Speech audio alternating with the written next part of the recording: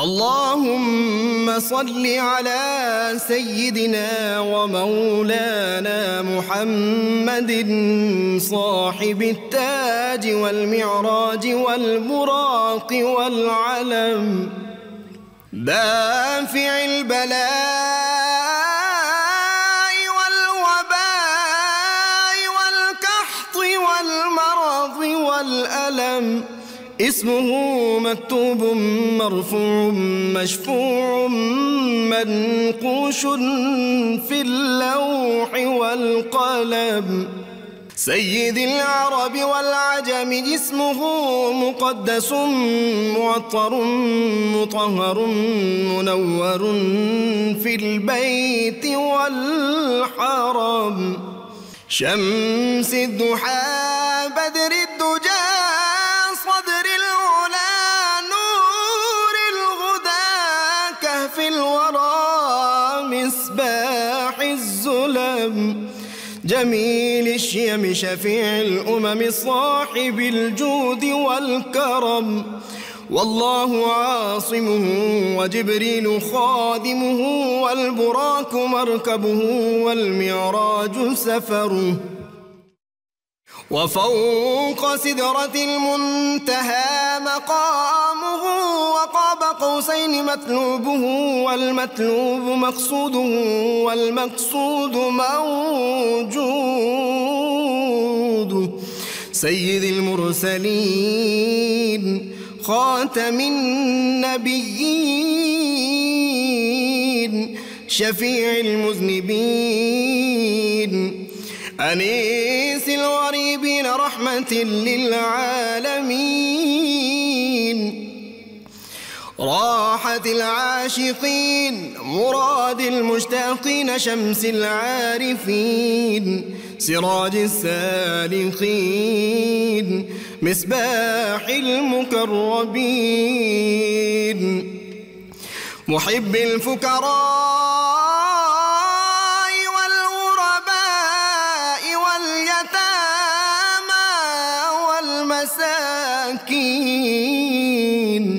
سيد الثقلين نبي الحرمين إمام القبلتين وسيلتنا في الدارين، صاحب قاب قوسين محبوب رب المشرقين ورب المغربين،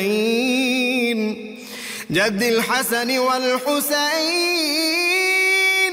مولانا ومولى الثقلين، سيدنا أبي القاسم محمد بن عبد الله نور من نور الله، يا أيها المشتاقون بنور جماله بلغ العلا بكماله كشف الدجى بجماله حصنت جميع خصاله، صلوا عليه وآله وأصحابه وسلموا تسليما.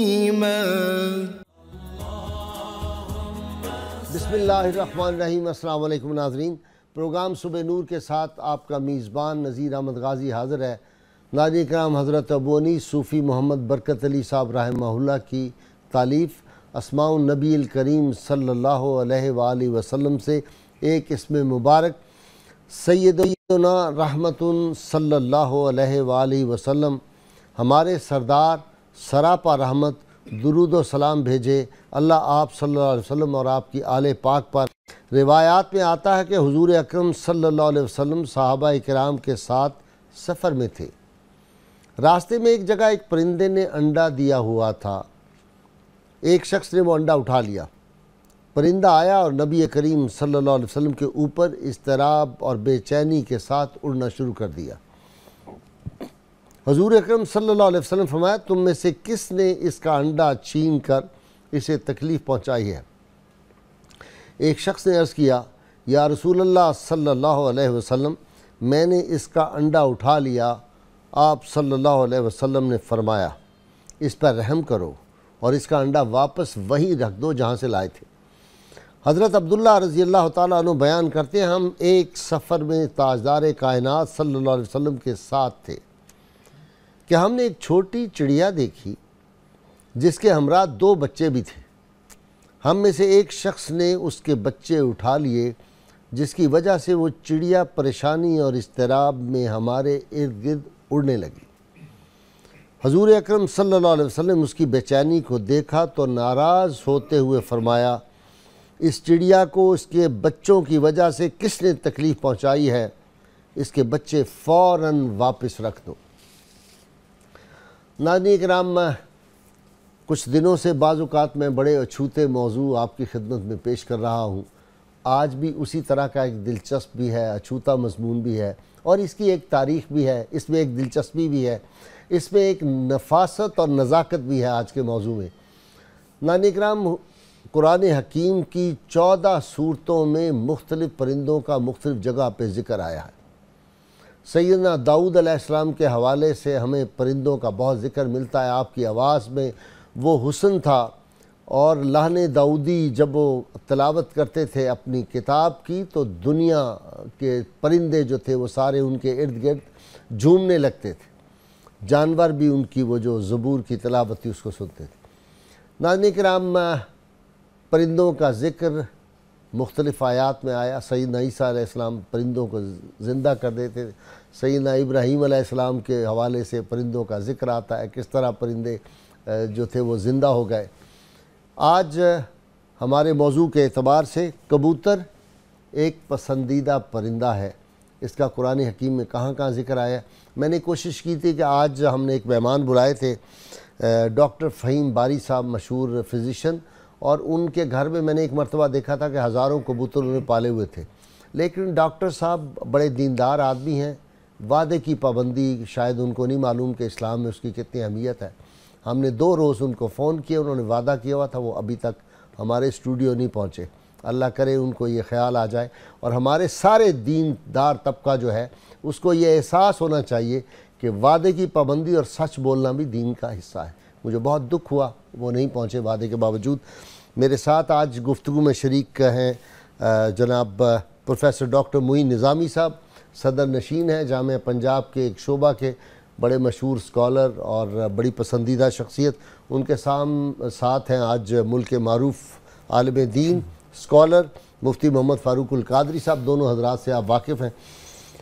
ڈاکٹر صاحب، یہ کبوتر جب آتا ہے تو پیغام رسانی کا ایک تصور ذہن میں آتا ہے، اور حال ہی میں پچھلے دنوں انڈیا نے کچھ کبوتر پکڑ لیے، انہوں نے کہا یہ پاکستان کی ISI جو ہے یہ کبوتر ہماری طرف بھیج رہی ہے۔ یعنی اتنا ڈرتا ہے انڈیا کہ کبوتر کو دیکھ کے بھی لرزہ بر اندام، اور ISI اس کے ذہنوں پہ سوار ہوتی ہے۔ جی، چونکہ پہلی اور دوسری عالمی جنگوں میں کبوتروں کی باقاعدہ فوجوں میں شرکت تھی، اچھا، اور انہیں کئی ایوارڈ ملے، کئی سرٹیفکیٹس دیے گئے باقاعدہ طور پر، اور ان کی خدمات کو سراہا گیا، ان سے جو جو کام لیا گیا، اس لیے انڈیا نے یہ کیا۔ اور ہمارا تو معمولی چڑیا بھی چلی جائے تو ان کے لیے تو وہ مجاہد اور غازی ہی ہے، یہ تو پھر کبوتر تھا۔ پرندوں کا غازی صاحب ازل سے ساتھ ہے انسان کا، اور تمام مذاہب عالم میں پرندوں کی اہمیت اور ان کا ذکر موجود ہے۔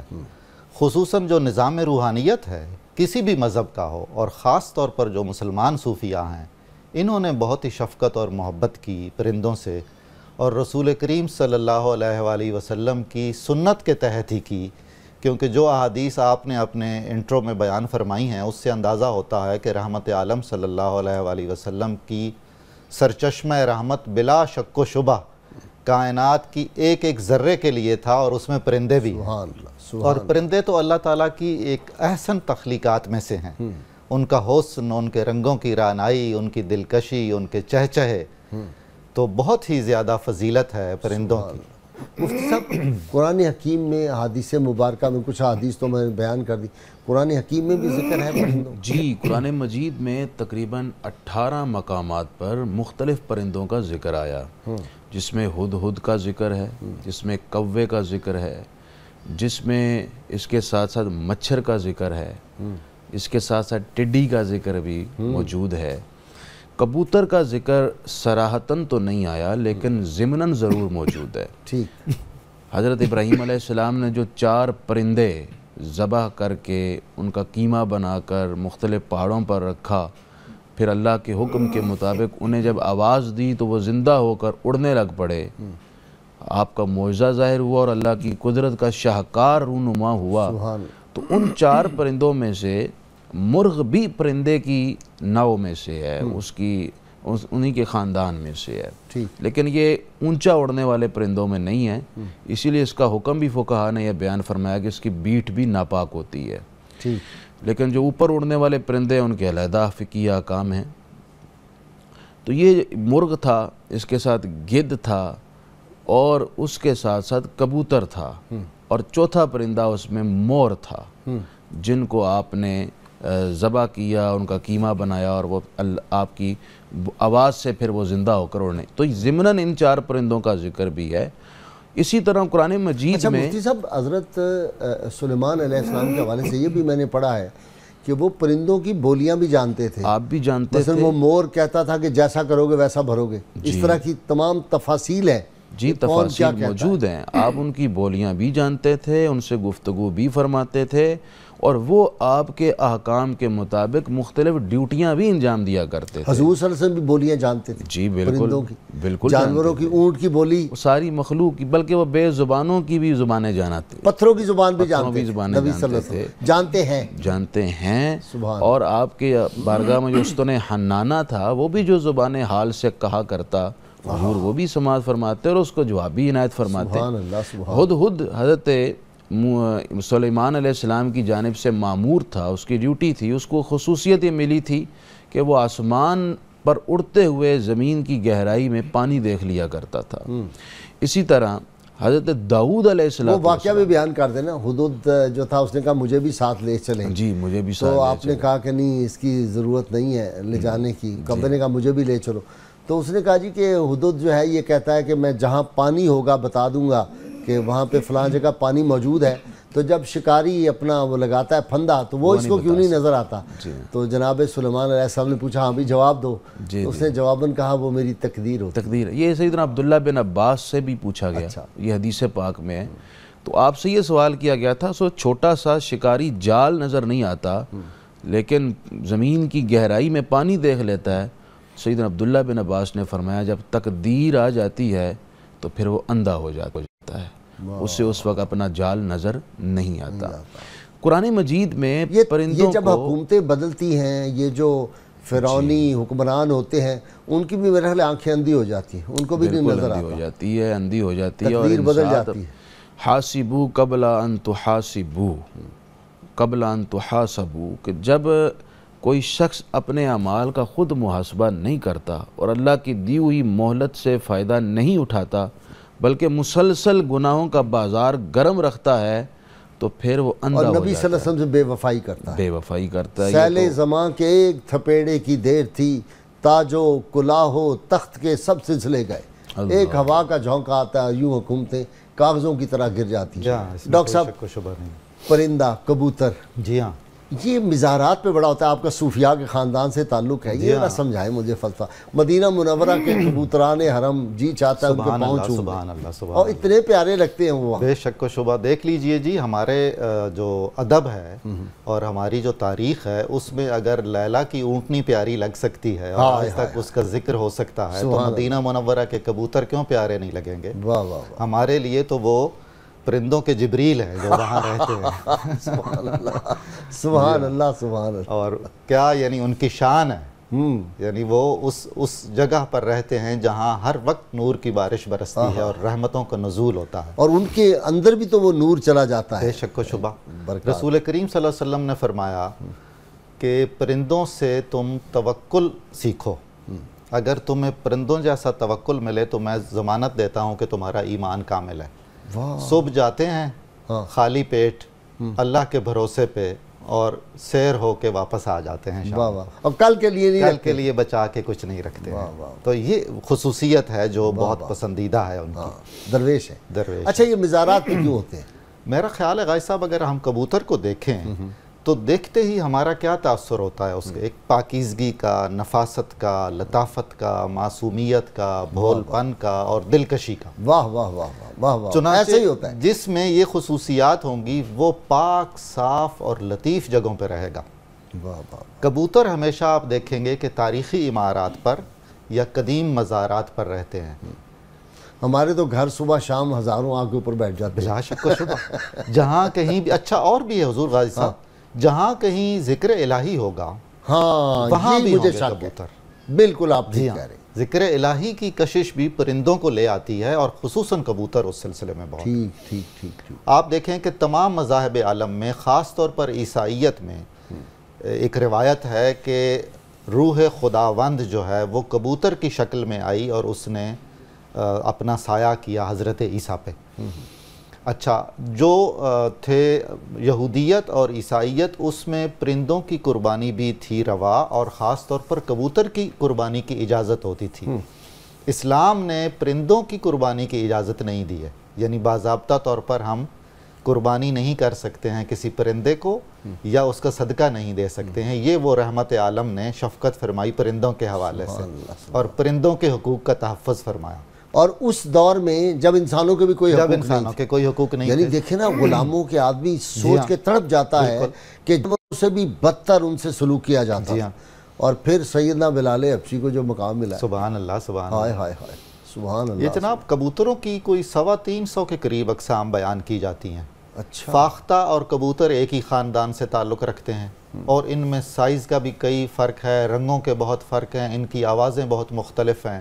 ڈاکٹر صاحب یہ وفادار بھی تو بڑا ہے، بہت وفادار دیکھیں نا، ہیں، چھوڑ دیا استعارہ ہے، جی، آزاد بالکل، آپ نے، بالکل، بالکل۔ مالک کے گھر آتا ہے لوٹ مالک کے گھر واپس آتا ہے لوٹ کے، جی بہت خراج تحسین پیش صوفیانہ کرتے ہیں۔ جی ہاں، ایک خوبی بھی اس کے اپنا مفتی صاحب قبلہ، انبیاء نے بھی بڑا پیار کیا ہے پرندوں سے۔ جی آپ وہ نبی کریم صلی اللہ علیہ وسلم کی وہ سنائے نا، سیدنا انس کے جو بھائی تھے چھوٹے، ان کی ایک چڑیا پالی ہوئی تھی، تو وہ جب مر گئی تو بہت آزردہ تھے، تو نبی صلی اللہ علیہ وسلم ان سے دل لگی جا کے کرتے تھے، جی، دل جوئی کی ان کی جا۔ میں ساتھ یہ بھی عرض کرتا چلوں، حرم شریف کے کبوتروں کی بات ہو رہی تھی، میں نے ایک کتاب میں یہ بھی پڑھا ہے کہ جب نبی اکرم صلی اللہ علیہ وسلم اپنے یار غار حضرت صدیق اکبر کے ساتھ غار ثور میں آرام فرما تھے، تو اس کے دہانے پر 2 کبوتر آ کر بیٹھ گئے تھے اللہ کے حکم سے، جنہیں دیکھ کر، اور دیگر بھی انڈے دے دیے انہوں نے، انڈے بھی دے دیے انہوں نے، اور دوسرے بھی جو قرائن تھے انہیں دیکھ کر وہ واپس چلے گئے کہ اس غار میں کوئی نہیں ہو سکتا۔ تو یہ جو موجودہ کبوتر حرم مکہ یا حرم مدینہ شریف میں ہیں، یہ کہا جاتا ہے یہ ان کبوتروں کی نسل میں ہائے ہائے، وہی مقدس کبوتر۔ جی، ان کبوتروں کی رگوں میں وہی محبتوں کا خون دوڑ رہا ہے جو ان کے اچھا آبا مفتی میں صاحب ایک موجود بات تھا۔ دیکھی آپ نے، ہزاروں کبوتر مدینہ منورہ میں، روضہ انور سے ہٹ کے اب وہ جو ہے جنت البقیع میں لوگ ڈالتے ہیں ان کو دانہ دھن کا، ہم بھی ڈالتے ہیں، میں نے اس سال بھی ڈالا ان کو، ماشاءاللہ، باوجود کہ وہاں وہ بہت حکومت نے انتظامات کیے کہ دور چلے، لیکن گنبد خضرا کے اوپر بیٹ نہیں کرتا، نہیں کرتے، بالکل نہیں کرتے۔ ورنہ جتنی تعداد میں ہوتے اگر وہ کرتے تو بھرا ہوتا اوپر سے، نعوذ باللہ، وہ ساری جگہ۔ جی جی، تو ان کو بھی پتہ ہے کہ ادب مصطفیٰ صلی اللہ علیہ وسلم، ہمارے ائمہ کی یہ تصریح ہے، ایک تو یہ کہ حضور نبی اکرم صلی اللہ علیہ وسلم رسول الانس والجن ہی نہیں بلکہ رسول العالمین ہیں، ہاں، رحمت اللہ تمام عالمین جو عالمین کی جانب آپ مبعوث ہوئے ہیں، تو یہ کبوتر بھی آپ کے امتی ہیں، ایک بات۔ دوسری بات یہ ہے کہ اللہ تعالیٰ نے ہر مخلوق کو اس کے حال کے موافق شعور بھی بخشا ہوا ہے، تو کبوتروں کے اندر بھی ایک قسم کا شعور موجود ہے، اور ان کو بھی یہ پہچان حاصل ہے کہ یہ نبی اکرم رحمت للعالمین ہیں، ہم ان کی امتی ہیں، اور ہم نے ان کے بارگاہ کے آداب کی کس طریقے سے بجا آوری کرنی ہے۔ اور یہاں ضمناً ایک بات یہ بھی میں عرض کر دوں، جب کبوتر ہو کر آپ صلی اللہ علیہ وسلم کے دربار کے ادب کو ملحوظ رکھتا ہے، تو وہ انسان تو ان پرندوں سے بھی کیا گزرا ہے، پرندوں سے نہیں، وہ تو کتے اور سور سے بھی گرا ہوا انسان ہوگا جو بارگاہ نبی صلی اللہ علیہ وسلم کی شان پاک میں گستاخی کرتا ہے، گستاخی کرتا ہے اور آداب سے غافل رہتا ہے۔ وہ مدینہ کے کتوں کی تو بات ہی کچھ اور، کل پرسوں بھی کہا تھا کہ سگے طیبہ مجھے سب کہہ کے پکاریں بے دم، یہی رکھیں میری پہچان مدینے والے۔ مدینہ کے سگ جو ہیں ہم تو ان کے بھی بھائی غلام ہیں۔ جی بے شک۔ جو نبی صلی اللہ علیہ وسلم کی احترام اور عزت نہیں کرتا، اللہ تعالیٰ معاف کرے. جی بے شک، بے شک. اچھا یہاں میں قرآن مجید کی ایک آیت کوٹ کرنا چاہتا ہوں کہ قرآن مجید میں اللہ تعالیٰ نے ان پرندوں کو اپنے قدرت کے شاہکار کے طور پر پیش کر کے اپنے وجود پر استدلال بھی کیا ہے. اچھا. اولم یروا الی الطیر فوقہم صافات ویقبضن ما یمسکہن الا الرحمن. فرمایا کیا ہے بندے تو خدا کو نہیں مانتا، کبھی تو نے ان پرندوں پر غور کیا ہے؟ واہ واہ. چھوٹے چھوٹے پر ہیں، چھوٹا سا پتھر پھینکو تو فوراً زمین پر آ گرتا ہے، یہ فضا کے اندر اڑتا جاتا ہے. کون سی ایسی ذات ہے جس نے اس کو آسمان اور زمین کے درمیان روک کر رکھا ہوا ہے اور اسے گرنے نہیں دے رہی؟ تو ہی بتا. تو پھر انسان جب غور فکر کرتا ہے، تدبر کے بعد وہ نتیجہ یہی نکلتا ہے کہ وہ ما فوق الفطرت طاقت صرف ذات الہی ہے جس نے اس پرندوں کو زمین و آسمان کے درمیان روک کر رکھا ہے، اڑنے دے رہا ہے اور زمین پر گرنے نہیں دے رہا. اور پھر چھوٹے چھوٹے پر ہیں، نازک سے، ہاتھوں میں پکڑیں تو ان کے ٹوٹنے کا خطرہ ہے، لیکن چھوٹے چھوٹے پروں کی بدولت اتنی تیز اور بھاری ہوا کے درمیان بھی وہ اڑتے رہتے ہیں. یہ اللہ تعالیٰ نے شاہین دیکھے نا. جی شاہین دیکھیں، وہ کبھی تھک کے گرتا ہی نہیں ہے، بلندیوں پہ ہی رہتا ہے. جی اس طرح ہی تو شاہین ہے بسیرا کر پہاڑوں کی چٹانوں پر. شکایت ہے مجھے یا رب خداوندان مکتب سے، سبق شاہی بچوں کو دے رہے ہیں خاک بازی کا. میں تو جی خداوندان مکتب میں سے نہیں ہوں، میں تو خادمان مکتب میں سے ہوں. آج کل خادموں کا رواج ہے. جی خداوندان مکتب کی بجائے. علامہ اقبال نے شاہین کو بہت بہت زیادہ محبت ویسے کیا. جس طرح آپ نے شعر پڑھا ہے نا، ظاہر یہی ہو رہا تھا کہ آپ نظامی صاحب سے شکایت کر رہے ہیں. جی ہاں بہت دلچسپ ہے. مکتب سے تعلق ہے جی ان کا. خدا وہ کیا ہے جی، ان شاہی بچوں کو پالو پردے، خدایا آرزو میری یہی ہے میرا نور بصیرت عام کر دے. جی ہاں غازی صاحب، یہ پرندوں کا جو موضوع ہے نا بہت ہی کمال موضوع ہے. اور جوانوں کو میری آہ سحر دے، پھر ان شاہی بچوں کو بالو پر دے، خدایا آرزو میری یہی ہے میرا نور بصیرت عام کر دے. کیا بات ہے جناب. غازی صاحب، یہ جو کبوتر اور فاختہ خاص طور پر ہیں، یہ امن کی علامت ہے، سمبل ہے، اور عالمی سطح پر اسے امن کا پیامبر کہا جاتا ہے. ایسا ہی ہے نا؟ بالکل ایسا ہی ہے. ہمارے تصوف میں اور ہمارے ادب میں اسے محبت کی علامت بھی کہا جاتا ہے، اور الہام اور کشف کی اور روحانیت کی علامت بھی کہا گیا ہے. حضرت سید علی حجویری داتا گنج بخش رحمۃ اللہ علیہ فرماتے ہیں کہ میں کچھ عرصہ شیخ ابو سعید ابو الخیر کے مزار پر رہا. ڈاکٹر صاحب یہ پورا واقعہ آپ سے سننا ہے، میں نے بریک کے لیے میں جا رہا ہوں. ناظرین کرام، مختصر سی بریک اور واقعہ ڈاکٹر معین نظامی کی زبانی اور سیدنا علی حجویری کا بیان کرتا ہوں ان کی روایت. بہت دلچسپ واقعہ ہے، ہمارے ساتھ رہیے گا.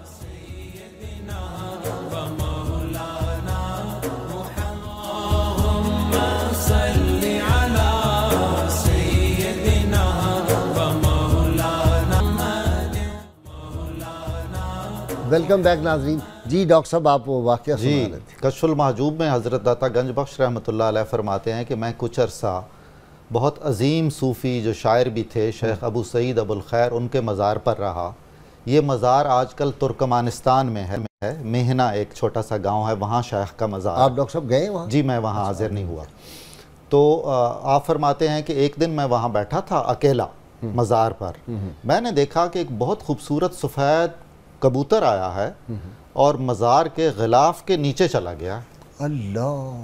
کشف المحجوب میں آپ فرماتے ہیں کہتا مجھے خیال آیا کہ یہ کسی کا نکل آیا ہے، کسی نے رکھا ہوا ہے، پالتو ہے، تو میں اس کو پکڑ لوں، کوئی مالک نہ آ جائے اور اس کو پھر دینا ہوگا. کہتے میں نے بہت ڈھونڈا تو کوئی کبوتر نہیں تھا وہاں. اللہ. مزار مبارک میں چلا گیا ہوا تھا.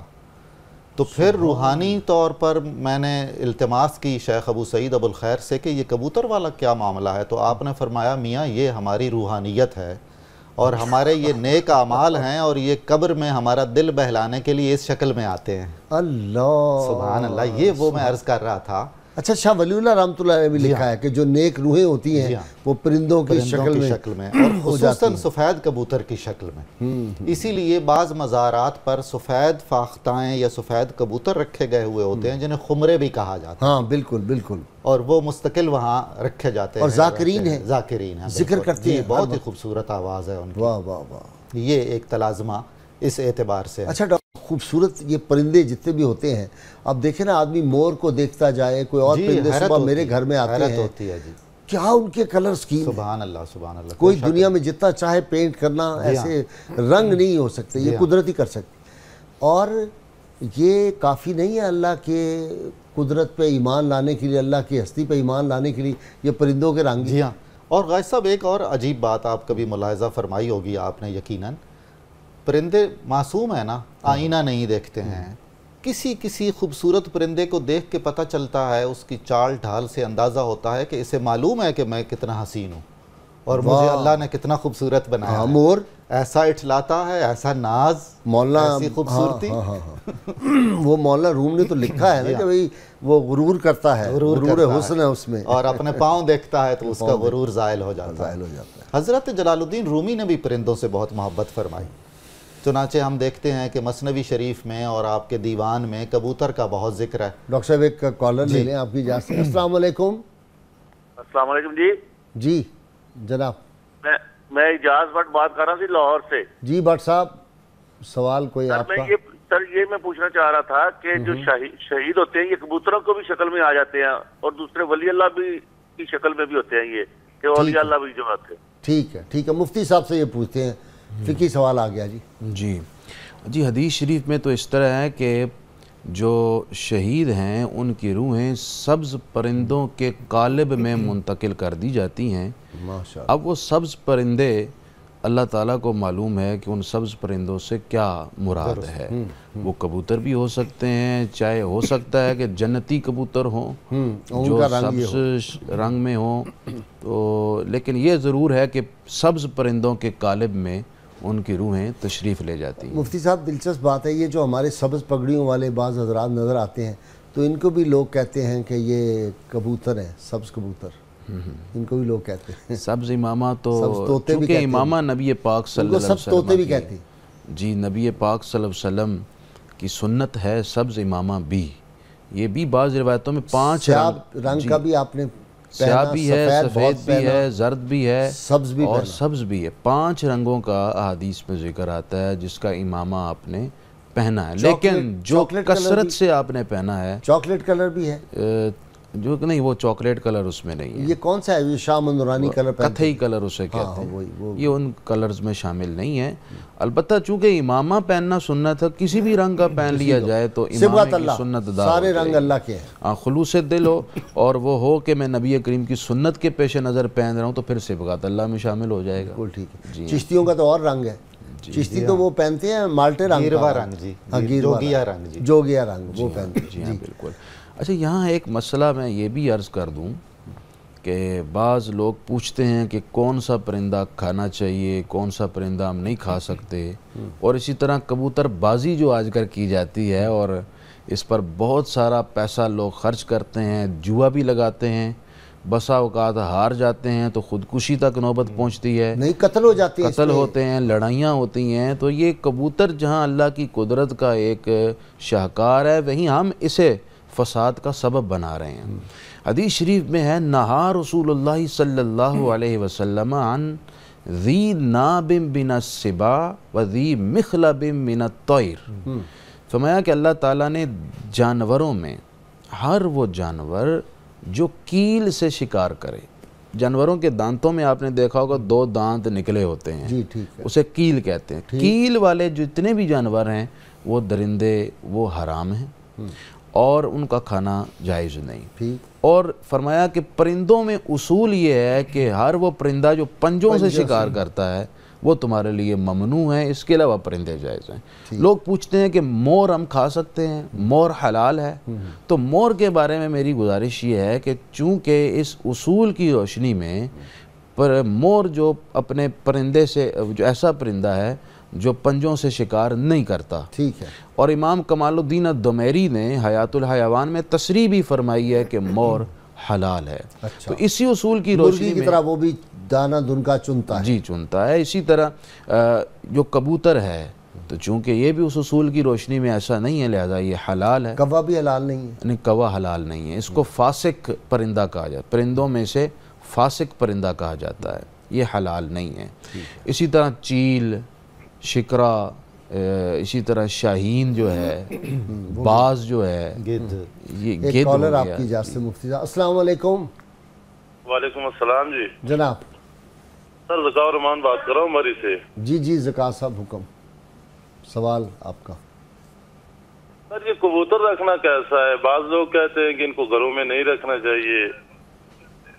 ٹھیک ہے، وہ تو مفتی صاحب نے جواب دے دیا، کہہ رہے ہیں کہ کبوتر کا فی نفس ہی تو کوئی اس کی ممانعت نہیں ہے۔ اس کا ایک پہلو تو یہ ہے کہ اگر کبوتر پیام رسانی کے لیے رکھا ہے تو پھر ٹھیک، جس کی آج کل ضرورت نہیں ہے، آج کل پیغام رسانی کے ذرائع بڑے جدید اور فاسٹ آ چکے ہیں، ادھر سے میسج کیا لمحے سے قبل وہ پہنچ جاتا ہے، میلز پہنچ جاتی ہیں، اس کے پیش نظر تو اتنی کوئی دقت اٹھائے گا ہی نہیں، اور اتنی وہ جد و جہد کرے کہ اسے سکھلائے، اسے سدھارے، اسے تیار کرے اور وہ اس کا پیغام پھر کئی دنوں میں پہنچائے، یہ تو لمبا کام ہے، کوئی ایسا کرے گا نہیں۔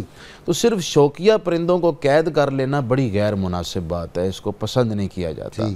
اور اگر پرندہ اس لیے رکھا کہ میں اس کو لے کر اس کو ذبح کر کے میں نے اس کا گوشت کھانا ہے تو پھر بلا شبہ جائز ہے، کیونکہ پرندے یہ کوے کا گوشت تو بعض بیماریوں کا علاج بھی ہے، اور کبوتر کا، کوے کا میں معذرت چاہ رہا ہوں، کوا نہیں، کوا نہیں، کبوتر یہ جو لقوہ ہو جاتا ہے اس کے لیے فالج زدہ لوگوں کے لیے اور کئی معاملات میں۔ اس کے علاوہ بھی طبیب اگر کسی اور پرندے کا گوشت کسی بیماری کے علاج کے لیے سمجھتے ہیں کہ یہ ہے تجربے سے ثابت ہے تو وہ کر سکتے ہیں۔ جی بالکل ٹھیک۔ اچھا، میں کبوتر کے بارے میں عرض کر رہا تھا کہ اس کا گوشت بھی بہت ساری بیماریوں مفید ہے، تو اس کھانے کے لیے کسی نے اس کو رکھا جائز ہے۔ بعض لوگ پرندوں کا شکار کرتے ہیں، اگر شوقیہ شکار کر رہے ہیں، ایسے ہی پرندے مار مار کے گرا رہے ہیں، تو بڑا ہی ناجائز کام ہے، اور شریعت نے اس پر گرفت کی ہے ایسے لوگوں کو۔ اچھا مفتی صاحب، یہ اس کا کاروبار، میں دوبارہ آپ کے پاس آؤں گا، یہ ذہن میں رکھیے کہ ان کا کاروبار ٹھیک ہے، لوگ پالتے ہیں پھر بیچتے ہیں، یہ مارکیٹوں میں بیچتے ہیں، اور پھر یہ جو 12 ربیع الاول کو میں نے بھی اس دفعہ اڑائے ہیں کبوتر جو ہے، بہت بڑی تقریب تھی جوہر ٹاؤن میں، ہمارے وہ دوست شفیق قادری ایم پی اے اور نعیم خان صاحب نے تقریب بہت بڑی کرتے ہیں، آپ تو جانتے ہیں دونوں، تو وہاں وہ ڈھیروں کبوتر لاتے ہیں اور پھر ان کو ہم سب لوگ دروسی پڑھ پڑھ کے آزاد کرتے ہیں۔ ڈاکٹر صاحب، کبوتر، جی ہاں، حضور والا کبوتر بہت ہی نفیس پرندہ جیسا کہ عرض کیا تھا، آپ دیکھیں کہ ان کا آپس میں کتنی محبت ہوتی ہے اور اس کا کتنا نفاست سے اور لطافت سے یہ اظہار کرتے ہیں، ایسے خوبصورت کلرز ہیں جی، بہت ہی ورائٹی ہے ان میں، 350 کے قریب اگر اقسام ہیں تو ظاہر ہے ان میں سے کتنی ہم نے نہیں دیکھی ہوں گی۔ ہمارا یہ جو بر صغیر کا علاقہ ہے اس میں کافی اقسام پائی جاتی ہیں، بڑی بڑی اقسام میں ایک تو ہم جنگلی کبوتر کہتے ہیں جو آسمانی خاکستری رنگ کا ہوتا ہے، اور باقی گھروں میں رکھے جاتے ہیں جن میں وہ طرح طرح کے بازیوں والے کبوتر ہوتے ہیں، بہت ساری ان کی اقسام ہیں۔ کبوتر کو ایک اور حوالے سے بھی بہت پسند کیا جاتا کہ یہ بہت بے لوث ہو کر اور بہت انوالو ہو کر اپنے بچوں کو چوگ دیتا ہے۔ اچھا، حضرت شیخ احمد جام رحمۃ اللہ علیہ نے اپنی ایک تمثیل میں بیان فرمایا ہے کہ جو مشفق شیخ طریقت ہے وہ کبوتر ہے، اور اس کے مرید کو کبوتر کا بچہ ہونا چاہیے، یعنی وہ اس طرح فیض حاصل کرے اس سے۔ اور ڈاکٹر صاحب یہ بات آپ نے اور ایکسپلین کرنی ہے۔ سندھ سے ایک دوست ہیں امین الحسن صاحب ہیں، السلام علیکم۔ وعلیکم السلام جناب۔ جی سر، میں نے یہ سوال پوچھنا ہے، ہمارے سرکار کا دربار ہے، ہمارے مرشد بھی ہیں، ضلع سانگڑ میں ہے، ان کا دربار ہے، تو جب سرکار کا عرس مبارک ہوتا ہے، کیا نام ہے ان بزرگوں کا؟ سید چند بادشاہ بخاری، ٹھیک چشتی جی۔ اور جب عرس کا موقع آتا ہے تو ایک سبز رنگ کے پرندے، جس طرح آپ نے ٹی وی میں بھی ذکر کیا، تو سینکڑوں کی تعداد میں آتے ہیں، تو ہم لوگ بڑے حیران ہوتے تھے، یہ پرندے ہم نے کہیں نہیں دیکھے اور سبز رنگ ہے، تو ان کا آپ نے بتایا، تو ان کے بارے میں معلوم کرنا چاہتا ہوں، آیا یہ وہ شہیدوں کی روح ان میں ہے؟ کیونکہ ہمارے سرکار کے دربار پہ اللہ اور اس کے رسول کا ذکر ہمیشہ ہوتا ہی رہتا ہے، ہوتا رہتا ہے، سبحان اللہ، اور درود و سلام کی محفلیں ہوتی رہتی ہیں۔ ڈاکٹر صاحب یہ کہتے ہیں کہ سانگڑ میں ایک چند بادشاہ بخاری چشتی ہے، تو آپ چشتی ہیں نا, اب سوال آپ کے کھاتے میں آ گیا. تو مفتی صاحب تو چشتی نہیں ہے. تو وہ کہتے ہیں کہ وہاں بھی سبز پرندے آتے ہیں اور سینکڑوں کی تعداد میں, ہزاروں کی تعداد. جی, سبز پرندے بھی ایک کبوتر کی قسم کا ایک پرندہ ہریل کہلاتا ہے, ہمارے علاقے میں ہوتا تھا, اب بہت کم ہوتا جا رہا ہے. وہ ہریل توتا پھرتا ڈالی ڈالی, یا رب تو ہے سب کا والی سب کا والی. ہم نے بچپن میں یہ پڑھتے تھے ترانہ صبح کو. تو وہ بہت کم ہوتا جا رہا ہے. تو عین ممکن ہے یہ دربار عالیہ جس کا ذکر فرما رہے ہیں, وہاں جو پرندے خاص ایک تقریب کے موقع پر زیادہ دکھائی دیتے ہیں وہ نیک لوگوں کی روحیں ہوں, شہداء کی ارواح ہوں, عاشقوں کی روحیں ہوں, سالکوں کی روحیں ہوں. عین ممکن ہے یہ, کیونکہ یہ ان بزرگوں کی کرامت بھی ہو سکتی ہے. سبحان اللہ, یقیناً اس میں کوئی بھید اور رمز ہے. ٹھیک ٹھیک. اور یہ جو بات آپ نے کی کہ ذکر جہاں پہ ہوتا ہے جی ہاں, تو یہ بڑا اٹریکٹ ہوتا ہے. بالکل تو یہ ایک وجہ ہوگی مزارات پہ. اور یہ ہمارے گھر چونکہ محفل ہوتی ہے تو مجھے خیال آ رہا ہے آپ کی بات سے, اسی لیے صبح و شام کانفرنس ہوتی ہے. جی ہاں, ہزاروں کی تعداد میں سارے. قرآن کریم میں ہے نا جی کہ کائنات کی ہر چیز اللہ کا ذکر کرتی ہے. تو یہ پرندے ان میں سے ایک ایسا مظہر ہیں جن کا ذکر ہم بھی سن سکتے ہیں, طرح طرح کی آوازوں اور رنگوں میں, صبح کے وقت خاص طور پر. وہ جوش کا ہے کہ ہم ایسے اہل نظر کو ثبوت حق کے لیے اگر رسول نہ ہوتے تو صبح کافی تھی. اچھا, اس میں اس نے اپنی شان بہت ہی بڑھائی ہے. اتنے صاحب بصیرت تو معلوم نہیں تھے یا نہیں, لیکن بحیثیت شعر بہت بے مثال شعر کی بات میں کر رہا ہوں. بہت بے مثال ہمارے عقائد تو بے مثال شعر ہے. کیا بات. جی السلام علیکم. جی السلام علیکم غازی صاحب. محترم کیا حال ہے آپ کے؟ جی ٹھیک ہے, اللہ کا شکر ہے, آپ کی دعائیں ہیں. جی غازی صاحب میں شہباز محمود چشتی بول رہا ہوں, استانہ عالیہ جلال پور شریف سے تعلق ہے میرا. ماشاء اللہ, اب مجھے سمجھ آ گئی ہے. ڈاکٹر جس دن بھی معین نظامی آتا ہے سب چشتی آ جاتے ہیں سوال کرنے. جزاک اللہ, اللہ خوش رکھے جی آپ سب بھائیوں کو. جی اچھا جناب, میں نے بچوں کی فرمائش پہ گھر پہ نا کچھ پرندے رکھے ہوئے ہیں, آسٹریلین طوطا اور لو پیرٹ اور جاوا. تو اب ان کو گھر پہ اس طرح سے رکھنا, پنجرے میں رکھ کے, اور بچوں سے, اور وہ چاہتے بھی ہیں صبح تہجد کے وقت شور کرنا شروع کر دیتے ہیں, آنکھ بھی کھل جاتی ہے. تو اس میں وہ کیا مناسبت ہے شریعت اس کے بارے میں شرعی لحاظ سے یہ مناسب ہے کہ نہیں؟ ڈاکٹر صاحب اپنا مفتی صاحب آپ کے ذمہ. دیکھیے, پرندے ان کا گھر فضا ہے, ان کو پنجروں کے اندر قید کرنا, ان کو بے گھر کرنا ہے اور ایک جگہ ان کو محبوس کر دینا ہے, اور بے مقصد اس طرح قید کرنا ان کو, یقیناً یہ بڑی غیر مناسب بات ہے. تو یہ جو ایک رواج چل پڑا ہے, پرندوں کو ویسے ہی گھروں میں بے مقصد رکھ لیتے ہیں, تو ان کو آزاد کر دینا چاہیے. اور اگر کسی مقصد کے لیے رکھے ہیں, ان کو حلال کرنا ہے, ان کا گوشت استعمال کرنا ہے, پھر تو ظاہری بات ہے جائز ہے. مفتی صاحب ہم جو سوال پوچھتے ہیں اپنے ناظرین سے, آپ کو تو معلوم ہے, اور جو صحیح جواب دے اس کو ہم کسان آئل کی جانب سے گفٹ پیش کرتے ہیں. ناظرین کرام, آج کا سوال ہے, ایک صحت مند کبوتر ایک دن میں کتنے کلومیٹر لمبی اڑان کر سکتا ہے؟ اور جو کل ہم نے سوال آپ سے پوچھا تھا, سورہ کاف میں اصحاب کاف کے کتے کا ذکر 4 بار آیا ہے, اور درست جواب جنہوں نے سب سے پہلے دیا, خوش نصیب کا نام ہے عائشہ عطر, اور ان کا تعلق بہاولپور سے ہے. عائشہ بی بی, انشاءاللہ تعالیٰ آپ کا جو گفٹ ہے یہ ہم آپ کے گھر پہ آپ کو جلد ڈیلیور کر دیں گے. جی ڈاکٹر صاحب, کبوتر. جی میں وہ شیخ احمد جام کا عرض کر رہا تھا.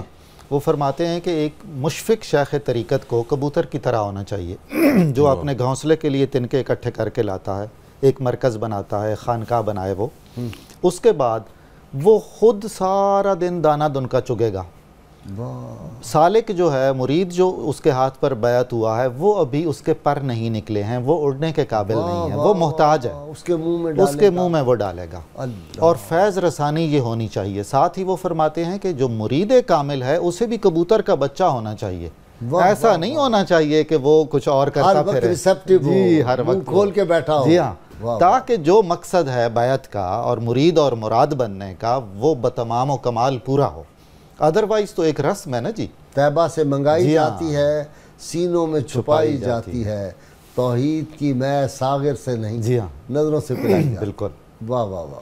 جی مفتی صاحب آپ مسئلہ. جی میں عرض کر رہا تھا مسئلے سے متعلق کہ کبوتر بازی جو آج کل لوگ کبوتر بڑے مہنگے مہنگے داموں، آپ نے ایک سوال تو یہ کیا کبوتر خریدنا کیسے؟ ہاں خریدنا اور بیچنا. ہاں جی کبوتر کی تجارت جائز ہے جائز اس کو، چونکہ حلال پرندہ ہے تو اس کو ہم یہ 12 ربیع الاول کو جو کبوتر آزاد کرتے ہیں.